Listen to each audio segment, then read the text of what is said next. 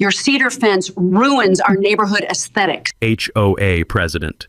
Gloria looked me dead in the eye and killed my $8,000 privacy fence plan on the spot. 24 hours later, she happily approved my neighbor's hideous white plastic wall because they're golf buddies every single Tuesday. I'm Derek. 20 years in landscaping. I needed that fence. Brittany's kids destroyed my garden. Her dog used my yard as a bathroom. Her floodlights turned my bedroom into a parking lot every night. They want aesthetics? Fine. So I planted something green and beautiful along our property line instead. Something that grows fast, looks gorgeous, and solves neighbor problems permanently. And it delivered justice in ways I never could have imagined. Worst HOA double standard you've ever witnessed? Drop your city plus your story below. I pin the most insane ones. I'm Derek Martinez, 52, and I've been building landscapes for 20 years. After my divorce, I bought this modest ranch house in Pinewood Springs, Colorado, 847 homes, mountains in the distance, and what I thought would be a fresh start. The house came with a quarter-acre lot and dreams of the perfect native garden. I spent months planning drought-resistant wildflowers, native grasses, herbs that actually belonged in Colorado soil. The smell of morning coffee mixed with pine needles became my daily ritual. Standing on my back deck, feeling the cool mountain air while planning which plants would thrive where. Then Brittany Hayes moved in next door. Brittany's a real estate agent, 43, blonde, drives a white BMW that always looks freshly washed, and has zero concept of property boundaries. Within a week, her 2 kids were using my vegetable garden as their personal playground. I'd step outside to the wet crunch of destroyed tomato plants under my boots, finding soccer balls wedged between my carefully staked pepper plants. The sharp smell of crushed basil would hit me as I surveyed the daily damage. Her German Shepherd? Different problem entirely. Every morning brought the unmistakable stench of fresh dog shit scattered through my herb beds like some kind of biological warfare. Every single morning. I'd have to navigate the minefield with a plastic bag and a grimace. But the real torture started at night. Brittany installed these industrial LED security lights, the kind they use for parking lots, that blasted directly into my bedroom window. The harsh white glare cut through my blackout curtains like a laser, turning 2 a.m. into high noon. I'd lie there listening to the electric hum of those damned lights, getting maybe 3 hours of sleep. I tried reasoning with her. Hey, could you maybe angle those lights toward your own property? They're for safety, she said, not even looking up from her phone. Her kids were throwing mud at my fence while she talked. So I did what any professional would do. Submitted plans for a 6-foot cedar privacy fence. Professional design, $8,000 investment, beautiful traditional post and rail that would enhance both properties. I know fences. I've installed hundreds. This design was flawless. The HOA has this president, Gloria Whitman, 59 years old, retired bank manager who looks like she irons her golf shirts. Lives in the biggest house on the street, a 2-story colonial with a circular driveway that screams, "I have opinions about your landscaping." Gloria treats the HOA like her personal kingdom, complete with a crown made of other people's violation notices. Here's where it gets interesting. Gloria and Brittany became instant best friends. Golf every Tuesday at the country club. Same Pilates class Thursday mornings. Wine nights on her deck where they probably plan new ways to terrorize the neighborhood. I submitted my fence application on a Monday morning. Professional drawings, engineered specifications, soil analysis, setback measurements, everything perfect. Wednesday morning, rejection letter in my mailbox. Aesthetic concerns, potential property value impact. No explanation, no suggestions for improvement. Just no. Friday afternoon, Brittany gets instant approval for 3 massive white plastic privacy screens, 8 feet tall, bright white plastic that looks like something from a construction site. They violate at least 4 aesthetic guidelines I can think of, but apparently those meet community standards. I stood in my backyard that Friday evening, staring at her plastic prison wall blocking my mountain view, listening to her dog bark at 10 p.m. while her kids screamed in their above-ground pool. The smell of chlorine mixed with dog waste hung heavy in the humid air. That's when I realized this wasn't about fences or aesthetics or property values. This was about who you drink wine with on Tuesday nights. And I was about to teach both women why you should never discriminate against someone who spent 2 decades learning which plants grow fast, thick, and solve problems permanently in Colorado soil. Saturday morning, I did what any professional does when facing discrimination. I researched the hell out of it, Spent the entire weekend buried in HOA covenants, county regulations, and neighborhood precedent files. The taste of stale coffee grew bitter in my mouth as I flipped through page after page of bureaucratic nonsense, getting paper cuts from thick legal documents that felt like they were designed to discourage normal people from fighting back. But I'm not normal people. I'm a guy who spent 20 years reading soil composition reports and municipal codes. This was just another type of dirt to dig through. First discovery: fence height restrictions only apply to front yards. Backyard fences? No height limits anywhere in our covenants. Gloria had rejected my fence based on rules that didn't even exist. I grabbed my camera and spent Saturday afternoon documenting every cedar fence in Pinewood Springs. Found 15 others, all approved in the past 3 years. Same height, same materials, same traditional design. Hell, some were uglier than mine. Crooked posts, warped boards, amateur installation that made my professional plans look like artwork. Sunday morning brought more evidence. Brittany's plastic screens violated 3 separate guidelines I could find: setback requirements, color restrictions, and material standards. Her screens sat 2 feet closer to the property line than allowed, violated the earth tone colors only requirement, and plastic wasn't even on the approved materials list.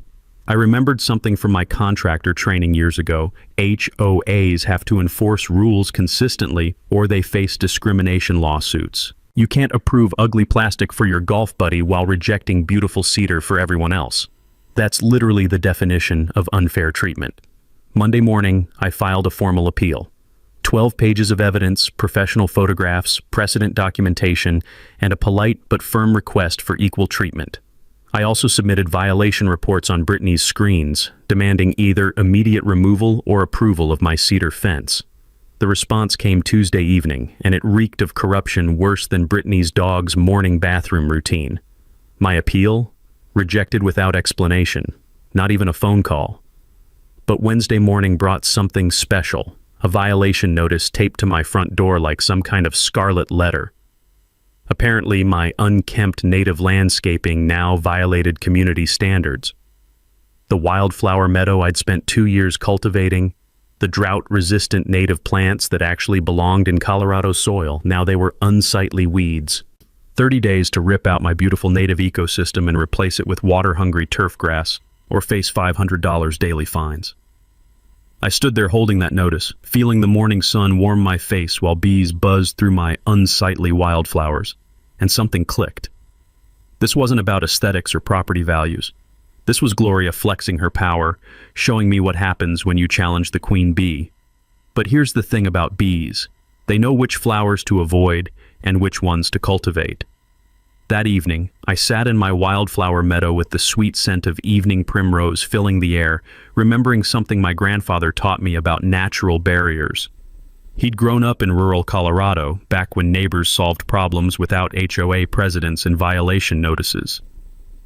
Native Americans knew which plants grew thick and discouraged unwanted visitors, he used to say.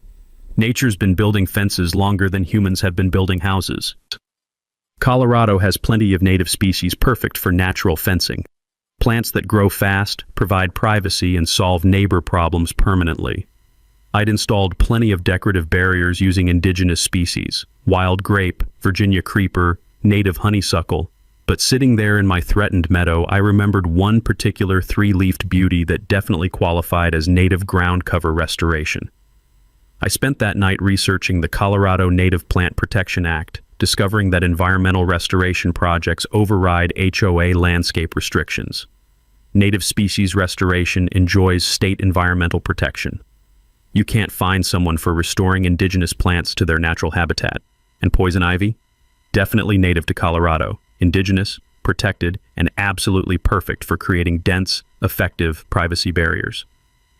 The next morning, I filed an environmental restoration permit with the County Environmental Office. Native ground cover restoration along property boundaries for wildlife habitat enhancement. Legitimate paperwork, legitimate environmental purpose, and completely legal under state law. While Gloria and Brittany were playing their Tuesday golf game, probably laughing about their latest power move, I was researching which local nurseries carried native plant starter collections. The smell of fresh possibility mixed with my morning coffee as I sketched out my new landscaping plan. Sometimes the best solutions grow naturally, You just have to plant the right seeds in the right soil at the right time. And I knew exactly which seeds would thrive along our property line, creating the most beautiful, effective, and perfectly legal privacy barrier Gloria and Brittany had ever seen. Thursday morning, I drove to the county environmental office with my restoration permit application. The clerk, a young woman with dirt under her fingernails who clearly understood plants, smiled when she read my proposal. Native ground cover restoration? We love seeing homeowners take environmental responsibility seriously, she said, stamping my application. This permit supersedes any HOA restrictions under the Colorado Environmental Protection Act. Perfect. I now had legal armor that even Gloria couldn't penetrate. Friday afternoon, I visited Mountain View Native Nursery on the outskirts of town. The owner, an old-timer named Pete who smelled like mulch and cigarettes, walked me through their indigenous species starter collection. When I mentioned poison ivy for my restoration project, he didn't even blink. Grows fast, provides excellent ground cover, and most folks leave it alone once it's established, Pete said with a knowing grin. Natural privacy barrier that maintains itself. Of course, you'll want to be real careful during planting season. I bought a diverse collection of native plants, including several poison ivy specimens that would blend perfectly with Virginia creeper and wild grape. From the street, it would look like professional habitat restoration. Up close? Well, that would depend on how closely someone wanted to inspect my environmental project. Saturday morning, I began planting along the entire 200-foot property line. The soil felt perfect under my gloved hands, rich, well-drained, with morning sun and afternoon shade. The earthy smell of fresh mulch mixed with the sweet scent of possibility. But Brittany had been watching from her kitchen window like some kind of suburban surveillance agent. By noon, she was outside documenting my every move with her phone. The metallic click of her camera became the soundtrack to my weekend, punctuated by her loud phone conversations. Yes, he's definitely doing something suspicious over there. What are you planting? She demanded, marching over to the property line. Environmental restoration, I replied, carefully positioning a poison ivy starter between some innocent Virginia creeper. Native species habitat enhancement. She squinted at my plants like she was trying to identify evidence at a crime scene. Too bad Brittany's plant knowledge maxed out at knowing grass is green. Monday brought her retaliation campaign. She filed noise complaints about my excessive early morning watering activities. Apparently, caring for my restoration project at 6 a.m. constituted disturbing the peace. She also started parking her BMW partially across my driveway during her kids' sports pickups, forcing me to squeeze past her car like some kind of automotive obstacle course. The deliberate screech of her brakes and the theatrical slam of her car doors at dawn became her new favorite passive-aggressive symphony. Tuesday evening, I watched her kids accidentally kick soccer balls into my restoration area during their backyard play. Each ball somehow found the most delicate seedlings with precision that would impress a professional soccer player. But here's what Brittany didn't understand about native plants. They're survivors. 20 million years of Colorado evolution doesn't get defeated by a few soccer balls. Then came the mini twist that almost derailed everything.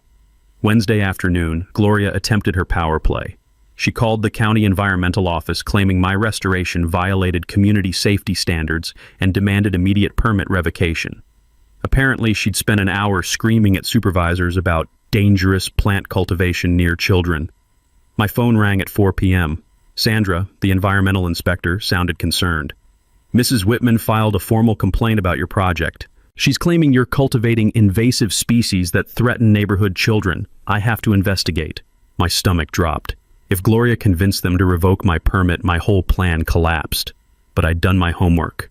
Sandra, every plant I'm using appears on the state's indigenous species preservation list. I have documentation for everything. I believe you, she said, but I still have to do a site inspection. Friday morning. Thursday night, I couldn't sleep. The smell of rain on my new plantings drifted through my bedroom window while I worried about Gloria's interference. If she somehow killed my environmental protection, I'd be back to square one with no legal recourse. Friday morning, Sandra arrived with her clipboard and a serious expression. She examined my plantings with scientific precision, checking spacing and species documentation. I held my breath while she identified each plant. "This is impressive work," she finally announced. "Your restoration project exceeds our standards for native habitat enhancement. These plants will provide excellent wildlife corridor benefits."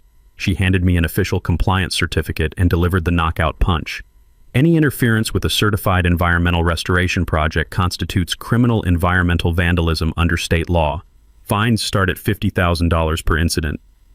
That afternoon, I posted my environmental compliance certificate on the community bulletin board, right next to Gloria's newsletter about maintaining neighborhood standards.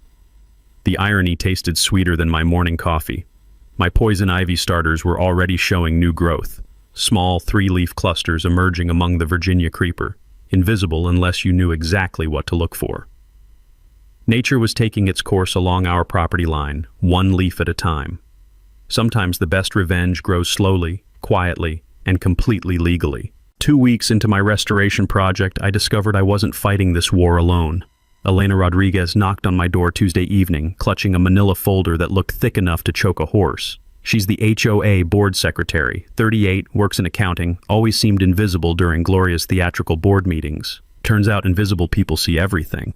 I've been documenting Gloria's illegal activities for 8 months, she whispered, glancing around like we were plotting a bank heist. The folder hit my kitchen counter with the weight of a phone book. She's violating open meeting laws, hiding financial records, and embezzling community funds. The documents Elena spread across my table told a story of systematic corruption that would make a politician blush.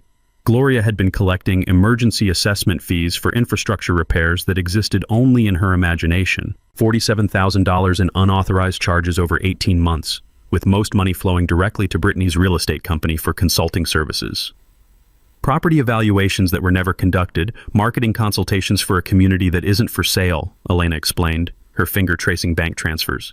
She's been paying Brittany $3,000 monthly for absolutely nothing. The smell of fresh coffee mixed with the intoxicating scent of evidence as we worked past midnight, building a case that would make any prosecutor salivate. Wednesday brought another ally when Frank Kowalski joined our suburban resistance movement. Frank's a 67-year-old retired attorney who's been fighting Gloria for 3 years over accessibility requirements for his disabled wife. Turns out, Gloria's discrimination wasn't limited to landscaping preferences. She denied our ramp permit claiming architectural concerns, Frank said, adjusting his reading glasses over Elena's financial evidence. Federal disability law trumps HOA aesthetics, but she doesn't care about actual laws. While we built our legal case, my poison ivy was conducting its own underground revolution. 3 weeks of perfect Colorado spring weather, warm days, cool nights, gentle morning dew, created ideal conditions for aggressive growth. The underground rhizome network was already extending beyond my original plantings, establishing invisible colonies that would emerge throughout the growing season. But Brittany wasn't surrendering her harassment campaign without escalating to outright crime. Thursday night around 11 p.m., I heard the telltale sound of liquid being sprayed near my property line. The harsh chemical smell hit my nostrils even from inside the house. My security cameras captured everything in perfect night vision clarity. Brittany, in dark clothes, systematically coating my restoration area with industrial herbicide. Friday morning, the acrid stench of chemical warfare hung heavy in the air. Brown edges appeared on my Virginia creeper and wild grape, making the damage obvious to anyone passing by. But here's where Brittany's ignorance of plant biology became my greatest advantage. Poison ivy is notoriously resistant to most commercial herbicides. While other plants showed stress, my poison ivy looked more vibrant than ever. The chemicals had actually eliminated competing vegetation, giving poison ivy more space and resources to expand. It was like Brittany had personally fertilized my revenge garden. I filed a police report with crystal clear video evidence of criminal destruction of protected habitat. The responding officer, a young guy who obviously understood environmental law, looked genuinely pissed when he reviewed the footage. "This is felony environmental vandalism," he told Brittany during his visit to her house. His voice carried across both yards, plus criminal trespassing and illegal chemical application near protected water sources. "You're looking at federal charges." The insurance claim for restoration damage gave me another paper trail documenting Brittany's escalating criminal behavior. But the real gift came during my Sunday morning coffee ritual. Examining my restoration area in the golden morning light, I noticed something beautiful. Brittany's sabotage had backfired spectacularly. The herbicide damage created perfect growing conditions for poison ivy expansion, while the chemical stress made surviving plants produce higher concentrations of urushiol oil as a defense mechanism. My enemies were literally making my revenge more potent without realizing it. By Monday, word of my environmental project and the harassment campaign had spread throughout the neighborhood. Mrs. Tessa brought her grandchildren to learn about native plants, praising my gorgeous natural privacy solution. The irony of people admiring my poison ivy barrier while having no idea what they were looking at never got old. The local environmental group featured my restoration in their newsletter as exemplary suburban conservation, scheduling a community demonstration for the following weekend. Tuesday evening, I stood among my thriving plants as sunset light filtered through the growing canopy. The sweet, deceptive fragrance of poison ivy flowers was beginning to emerge, a scent most people find pleasant until they discover its source. Hidden perfectly among legitimate native species, my poison ivy was establishing itself as the permanent, untouchable foundation of the most effective neighbor deterrent system money couldn't buy. Everything completely legal, environmentally beneficial, and naturally beautiful. Some revenge requires patience, but the wait is always worth it when you're working with Mother Nature's timeline. Frank's legal research turned up something that changed everything. Wednesday afternoon, he called with excitement crackling in his voice. "Derek, you need to see this. I found the original subdivision developer agreement buried in the county archives." We met at his kitchen table where Frank spread out photocopied documents that smelled like old paper and forgotten promises. Hidden in Section 12C of the Environmental Compliance Agreement was a clause that made my coffee taste sweeter than birthday cake. Any property owner may establish native habitat restoration to fulfill original environmental commitments, Frank read aloud, his finger tracing the faded text. Such projects cannot be restricted by homeowner associations without violating federal environmental protection agreements. I nearly choked on my coffee.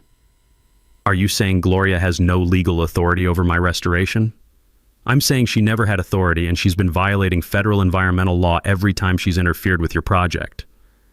Elena's discovery explained why this clause had been buried deeper than a murder victim. While organizing Gloria's deliberately chaotic filing system, a mess that would make a hoarder weep, she found internal memos discussing how to minimize homeowner environmental rights awareness. They'd been hiding this information from residents for years. Thursday brought Elena's financial bombshell that made Gloria's corruption crystal clear. The real embezzlement wasn't just Brittany's fake consulting fees, it was systematic theft disguised as community improvements. Phantom landscaping assessments, fake legal fees, emergency repair charges for work that never happened, Elena explained, spreading bank statements across my kitchen counter. She's stolen $73,000 over 18 months. But the smoking gun was email correspondence between Gloria and Brittany discussing their problem neighbor removal strategy. They'd been systematically harassing residents who questioned Gloria's authority, using manufactured violations to drive out anyone who threatened her control. I wasn't their first target, just their latest. Friday morning brought news that elevated my humble revenge garden into something magnificent. The county environmental office called with an offer I couldn't have imagined. "We'd like to designate your property as an official native habitat demonstration site," Sandra announced. "Your restoration work represents exactly the kind of suburban conservation we want to promote statewide." The designation came with ironclad protection. Any interference with my restoration would constitute federal environmental crime. More importantly, certified demonstration sites receive ongoing state support, ensuring my poison ivy paradise would be officially protected forever. But wait, there's more, as they say on late-night TV. Successful demonstration sites qualify for annual tax credits up to $4,000, Sandra added. Plus, we'll bring university environmental science classes to study your techniques. I had to bite my tongue to keep from laughing. While Gloria plotted my destruction, I'd accidentally created an environmental showcase that would be studied by college students and protected by federal law.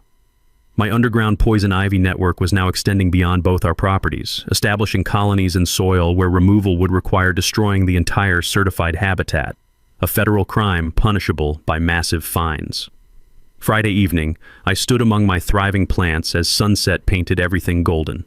The deceptively sweet fragrance of poison ivy flowers mixed with wild honeysuckle, creating an aroma that invited closer inspection. Birds were already nesting in the dense growth, and beneficial insects buzzed through leaves that would soon teach very painful lessons to anyone foolish enough to handle them. Frank called with one final revelation that made everything perfect. "Gloria made a critical error," he explained. She used HOA funds to hire attorneys specifically to find ways around environmental protection law. She's not just stealing community money, she's using it to conspire against federal environmental regulations. The beautiful irony was inescapable. While Gloria and Brittany schemed to destroy my project, they'd handed me complete legal immunity and turned my poison ivy garden into a federally protected environmental landmark. By next spring, my revenge would be spreading underground throughout both our properties, emerging in dozens of new locations where it would be legally untouchable. Some plants grow slowly, but they grow permanently. And sometimes the best revenge is simply letting nature take its course under the full protection of federal law. With federal protection secured and summer approaching, it was time to orchestrate the perfect natural justice system. I mapped out my strategy like a general planning the ultimate siege, except my weapons were 3-leaf plants and my battlefield was a neighborhood barbecue. Phase 1. Complete poison ivy maturation before peak outdoor season. 6 weeks for the underground network to establish permanent colonies. By July, my invisible army would be locked and loaded. Phase 2. Document Gloria's continued harassment for the legal case. Frank and Elena needed her to keep digging her own grave with witnessed criminal behavior. Phase 3. Time maximum exposure during our annual neighborhood barbecue. 200+ people, local officials, and environmental students studying my demonstration site. Phase 4. Maintain complete innocence while nature delivers justice with the efficiency of a Swiss watch. The poison ivy cultivation required artistic precision. I spent May perfecting what I privately called the honey trap, strategic trimming that created beautiful natural archways along the property line. To everyone else, it looked like professional landscape design, encouraging closer inspection of gorgeous native plants. Morning dew made everything sparkle like diamonds, creating Instagram-worthy photo opportunities that drew people in for that perfect nature shot. What visitors wouldn't realize until days later was that humid morning conditions trigger maximum urushiol oil production, when even brief contact guarantees severe reactions. I installed subtle solar lighting that highlighted the densest poison ivy areas, creating romantic evening ambiance perfect for quiet garden strolls. The soft glow made 3-leaf clusters look like delicate wildflowers in twilight, absolutely irresistible for nature lovers. Here's something that would make any gardener's skin crawl. Mature poison ivy oil remains active on surfaces for up to 5 years. Contaminated garden tools, clothing, even camera phones become biological weapons that spread the joy long after initial contact. Touch a poisoned leaf, then grab your car keys, and suddenly your steering wheel becomes a daily dose of misery. Frank coordinated our legal timing with surgical precision. We needed Gloria's corruption exposed during the barbecue for maximum community impact, but also wanted criminal charges filed at the moment of peak public attention. Elena had been secretly recording board meetings where Gloria discussed eliminating undesirable residents and protecting our investment from certain elements. Her recordings would give prosecutors everything they needed to prove systematic discrimination and conspiracy. My security cameras now covered every inch of the property line, with motion-activated recording that would document any sabotage attempts against the federally protected habitat. Environmental crime investigators had coached me on evidence preservation. Apparently, federal judges take habitat vandalism very seriously. The community support was growing beyond anything I'd imagined. Mrs. Tessa's garden club planned a group visit during the barbecue. The environmental group organized a native species appreciation tour, featuring my restoration as the crown jewel. The mayor's office wanted to showcase my project as a model for sustainable development. Everyone was excited to get intimately acquainted with my poison ivy without having the slightest clue what they were touching. I created the Educational Engagement Zone, comfortable seating surrounded by informational signs about native plant benefits, positioned strategically in the heart of poison ivy paradise. Decorative benches encouraged lingering, while bird baths and butterfly gardens drew visitors into direct contact with surrounding vegetation. The weather forecast made everything perfect. 94 degrees with 85% humidity. Conditions that would make my poison ivy produce oil concentrations like a biological weapons factory, while ensuring optimal skin absorption for anyone foolish enough to handle the plants. Tuesday evening, I noticed Brittany scratching her arms during her nightly garden surveillance routine. She'd been developing mysterious rashes for weeks, attributing them to stress and seasonal allergies. The poor woman had no idea she was slowly poisoning herself just by standing downwind of my restoration project during evening watering sessions. The sweet irony was delicious. My enemy was defeating herself through her own obsessive harassment. Thursday brought my final preparation, creating the demonstration stations, where environmental students would showcase native plant identification techniques. I positioned these learning areas in spots where eager students and curious neighbors would inevitably brush against poison ivy while examining educational specimens. Saturday evening, I stood among my thriving ecosystem watching sunset light filter through leaves that had become nature's own justice delivery system. The deceptively pleasant fragrance of poison ivy flowers hung heavy in the humid air, a perfume that invited closer inspection while hiding botanical revenge beneath its sweet surface. Everything was ready: legal immunity, environmental protection, community enthusiasm, and a poison ivy network that had colonized both properties like Mother Nature's own underground resistance movement. The barbecue was 3 days away. Soon, everyone who'd made my life miserable would learn exactly why you should never underestimate someone who truly understands which plants bite back. Some revenge requires patience, but the payoff is always worth the wait when you're working with 20 million years of evolutionary perfection. With the barbecue only days away, Gloria's desperation reached full-blown panic mode.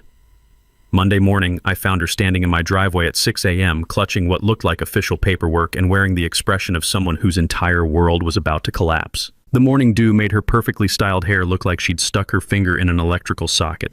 "This is a cease and desist order from the Environmental Protection Agency," she announced, waving the document like it was radioactive. "Your dangerous plant cultivation ends immediately." I rubbed sleep from my eyes, genuinely curious about what fresh delusion she'd conjured. The sweet scent of poison ivy flowers mixed with the acrid smell of Gloria's desperation made for an interesting morning perfume. One glance at her federal document revealed the beautiful truth. It was obviously fake. Wrong letterhead, misspelled agency names, and a signature that looked like someone had sneezed while holding a crayon. "Gloria," I said calmly, "you realize that creating fraudulent federal documents is a felony, carrying 5 years in prison?" Her face went whiter than fresh toilet paper. I pulled out my phone and called Sandra at the county environmental office, putting it on speaker for the whole neighborhood to hear. "I'm looking at what appears to be a fake EPA order regarding my demonstration site. Mr. Martinez, no federal agencies have issued violations for your property." Sandra's voice carried clearly across both yards. "In fact, we received confirmation yesterday that your site will be featured in next month's state environmental newsletter." Gloria fled back to her house faster than a cat with its tail on fire. But Brittany wasn't about to let her criminal accomplice face federal fraud charges alone. Tuesday evening brought the mini twist that almost made me choke on my coffee. Brittany had recruited not just neighborhood kids, but convinced 3 other families that my restoration project was a toxic threat to community safety. She organized what she called an emergency removal party for Wednesday evening. "We're going to clean up Derek's dangerous weeds before they spread to other yards," she told Mrs. Patterson from 2 streets over. "Some of these plants could seriously hurt children." I watched through my kitchen window as Brittany handed out garden tools and trash bags to a group of well-meaning neighbors who had no idea they were about to commit federal environmental crimes while poisoning themselves with concentrated urushiol oil. But here's where being a professional landscaper with 20 years of plant knowledge becomes pure gold. I knew exactly how this would end, and it was going to be spectacular. Instead of calling the authorities immediately, I decided to let nature handle this particular problem. Sometimes the best education comes from personal experience. Wednesday evening, 8 neighbors showed up with Brittany to remove the dangerous invasive species from my property line. I watched from my deck with a beer and a bag of popcorn as they enthusiastically grabbed armfuls of poison ivy with their bare hands, stuffing it into garbage bags while Brittany cheered them on. "Make sure you get all the roots," she shouted, personally demonstrating proper poison ivy handling technique by wrestling with a particularly robust specimen. The next morning I called the Environmental Crimes Hotline and reported the habitat destruction with complete video documentation.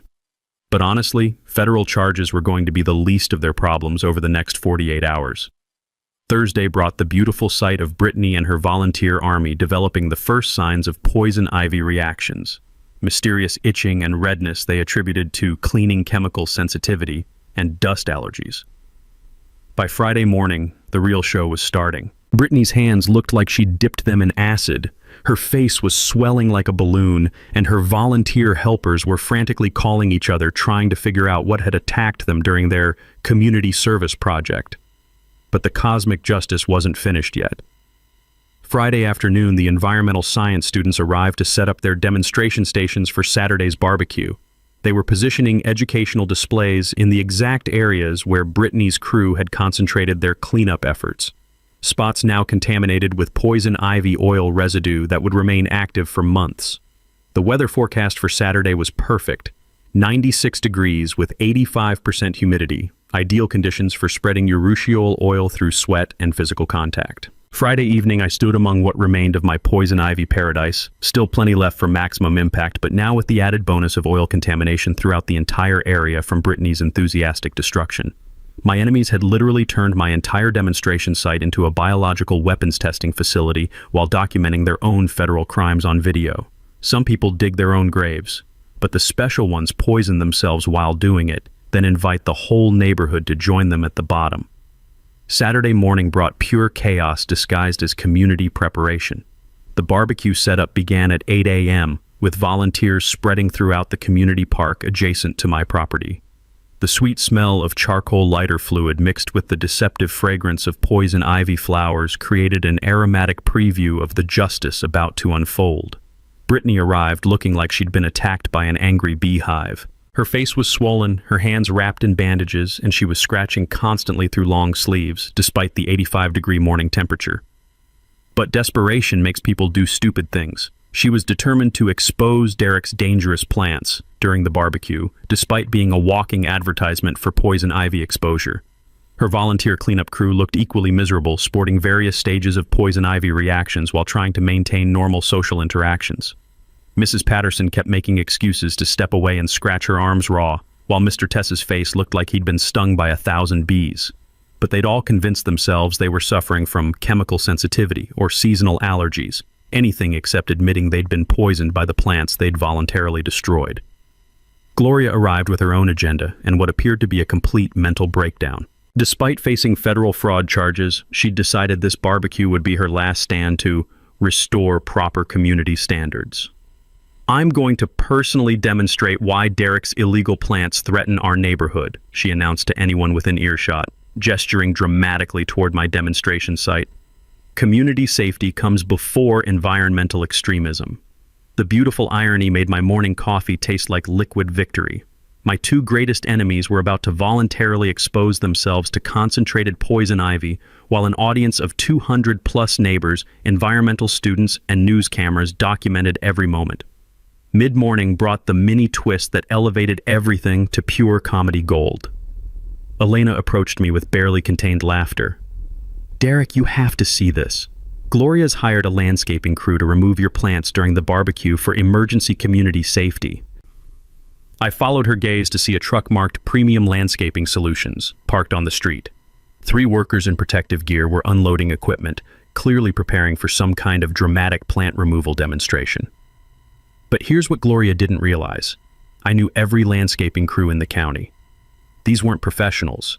The protective gear was Halloween costumes, the equipment was borrowed from Home Depot, and the truck belonged to Brittany's brother-in-law, who runs a house painting business. They were about to attempt removing federally protected habitat using fake credentials while being filmed by environmental science students. This was going to be better than any reality TV show ever produced. Noon brought community members streaming into the park, many heading directly toward my demonstration site for the scheduled Native Species Appreciation Tour. Mrs. Tessa's Garden Club had brought clipboards for plant identification activities, while environmental students set up hands-on learning stations encouraging direct contact with specimens. Everyone was eager to get intimately acquainted with my poison ivy without having any clue what they were touching.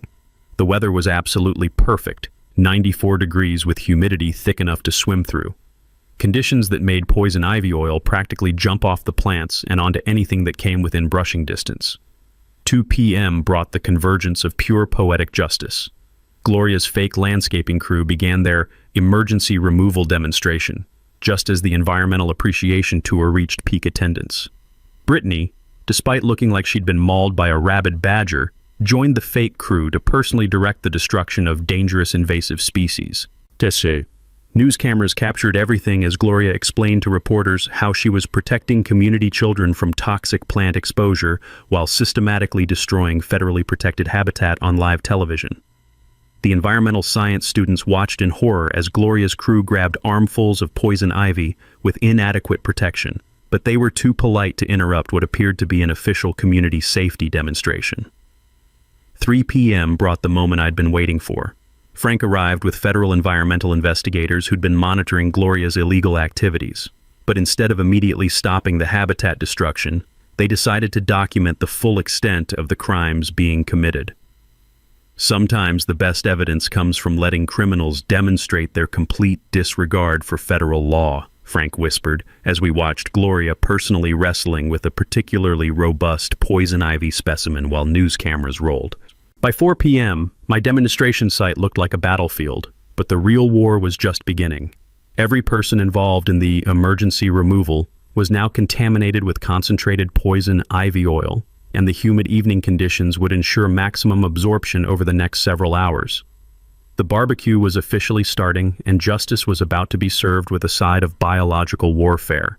Some revenge takes months to plan, but when it finally arrives, it's more satisfying than Christmas morning and more permanent than a tattoo. The barbecue hit full swing at 5 p.m. with over 200 neighbors gathered in the community park. The smell of grilling burgers mixing with the deceptive sweetness of poison ivy flowers carried on the evening breeze. News cameras were positioned throughout the crowd, ostensibly covering my environmental success story, but they'd captured something much more dramatic: Gloria's systematic destruction of federally protected habitat while claiming to protect community safety. I moved through the crowd like a gracious host, explaining native plant benefits to genuinely interested neighbors, while internally counting down to the moment when federal justice would arrive. Elena found me near the beverage station. "The environmental investigators are ready," she whispered. "Frank's coordinating with the sheriff's department for maximum impact." 6 p.m. brought the convergence of every element I'd orchestrated over 3 months of careful planning. Gloria stood before the assembled crowd, her hands visibly contaminated with poison ivy oil, despite her claims of professional plant removal expertise. She'd positioned herself near the remains of my demonstration site, preparing to deliver what she clearly believed would be her vindication speech. "Ladies and gentlemen," Gloria announced, her voice carrying across the park, "I've taken decisive action to protect our community from dangerous plant contamination that threatened our children's safety." The crowd murmured approval while environmental science students exchanged concerned glances. News cameras focused on Gloria as she gestured toward my property with poison ivy-contaminated hands. "Derek Martinez has been cultivating toxic species under the false pretense of environmental restoration," she continued, unknowingly sealing her legal fate with every word. "But community safety must always come before individual environmental extremism." That's when Frank stepped forward with 2 federal environmental investigators and a sheriff's deputy.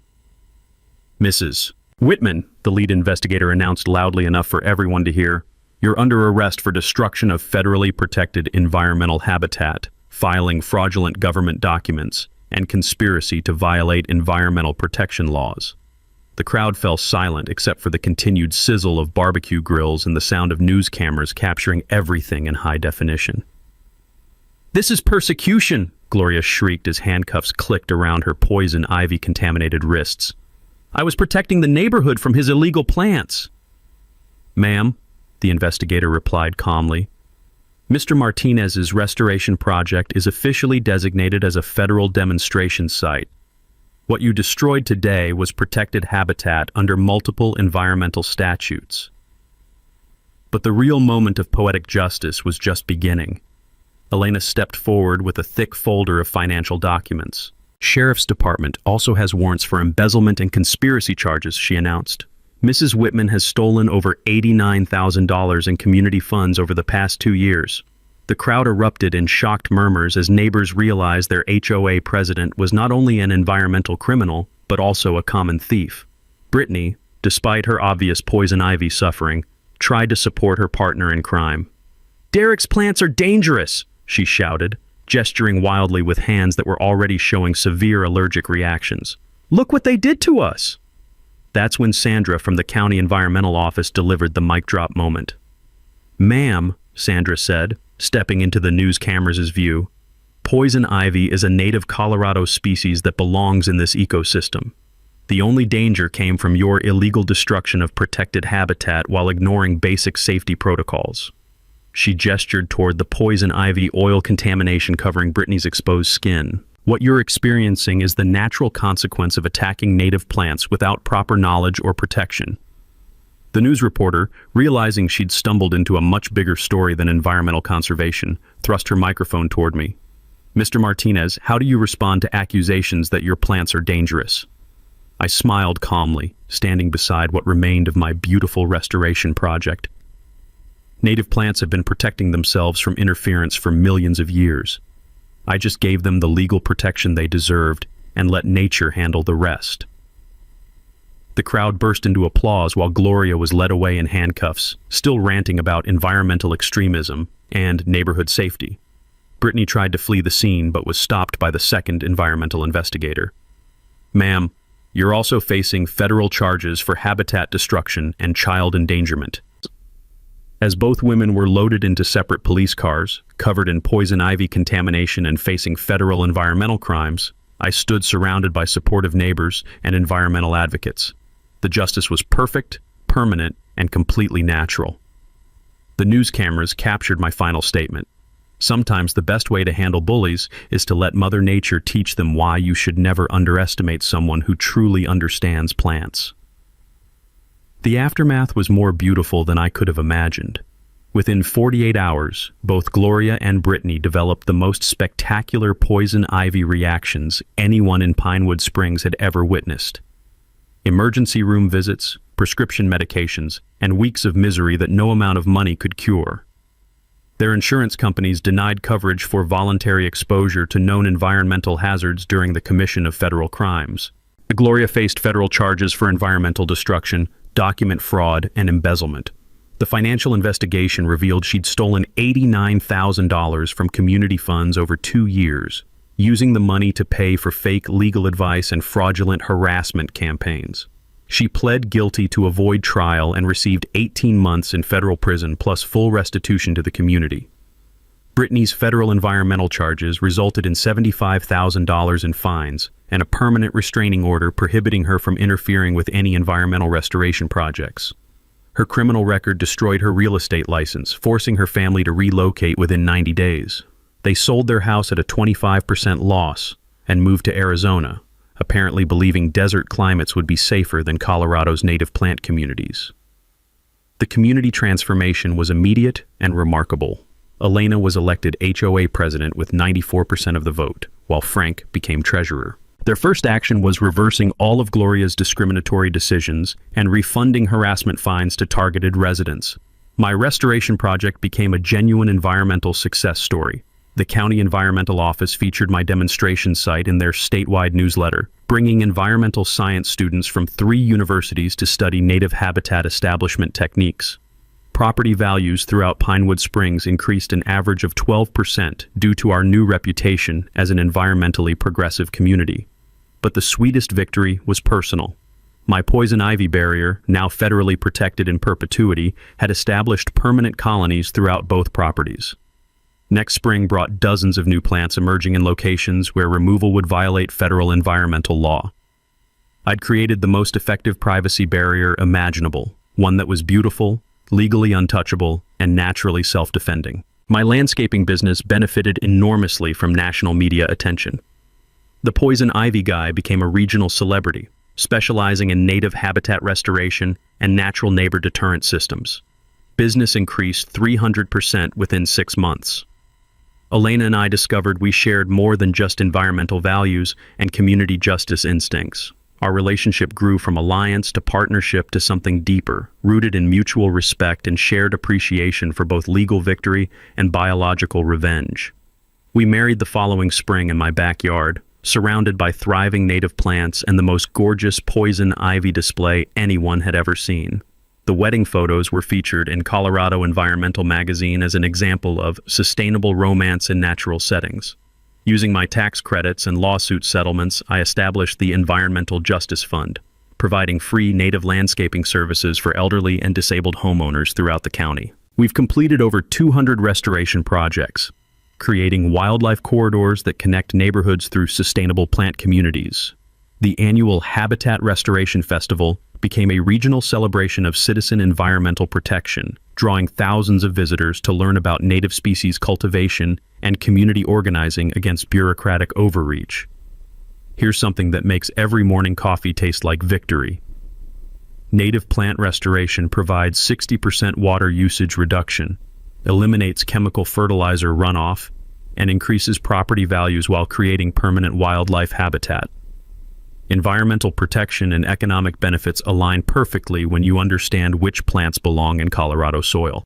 Gloria's former house was purchased by a young environmental science teacher who created a complementary native habitat that connects seamlessly with my demonstration site. The entire block is now a showcase of sustainable suburban development. 5 years later, I still start every day standing in my thriving ecosystem, listening to bird songs and watching butterflies dance among plants that taught two bullies the most expensive lesson of their lives. My poison ivy colonies have spread throughout the neighborhood through natural underground networks, creating privacy barriers and neighbor deterrent systems that will protect property owners for generations. Sometimes the best revenge isn't getting even. It's creating something beautiful, permanent, and legally protected that improves your community while teaching bullies exactly why they should never underestimate someone who understands Mother Nature's justice system. The red got his fans after all, just not the cedar one he originally wanted. His poison ivy barriers is federally protected forever, while Gloria serving 18 months for stealing $89,000 from the communities, and Brittany lost $75,000 in fines plus her real estate license. The brilliance wasn't just a bland choice. The race understood that when you're fighting corruption, you don't need to break rules. You need to know them better than your opponents do. Environmental laws trump HOA bylaws. Federal protection beat God-body favorism. While they play petty politics, he plays the long game. Got your own HOA honor story brewing? Some board members drunk on power, denying reasonable requests while approving nonsense for their friends.